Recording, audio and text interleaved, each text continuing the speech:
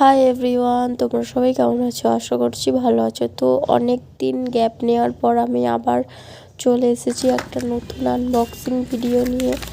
তো তোমরা কে কে আমার ভিডিও মিস করেছো অবশ্যই আমাকে কমেন্টে জানাবে। তো আজকে আমি কী নিয়েছিলাম চলো সেটাই বলি। প্রথমেই ছিল দুটো রিকর্ডের স্ট্রোব ক্রিম, দুটো ডিফারেন্ট শেডের, একটা ছিল রোজ গোল্ড, একটা ছিল গোল্ডেন। নেক্সট ছিল রিকর্ডেরই দুটো ক্রিম ব্লাশ।